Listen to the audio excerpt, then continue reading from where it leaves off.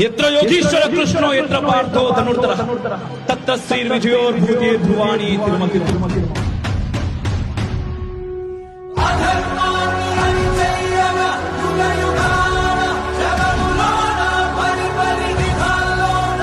కృష్ణుడు ఎక్కడ ఉంటాడో అక్కడ విజయం ఉంటది.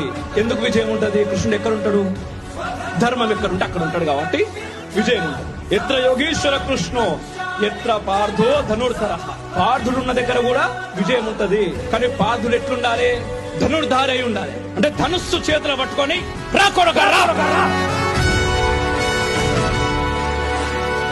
మనం ధర్మం వైపే ఉన్నాం. కానీ చేయవలేని హిందువుల వల్ల కూర్చొని ఇంట్లో నా పని ఏంది, నా బిడ్డలేంది, నా స్కూల్ ఏంది, నా ఆఫీస్ ఏంది చూసుకుందామా, అయిపోయిందా? ధర్మం గెలవాలంటే యుద్ధం చేయాలి.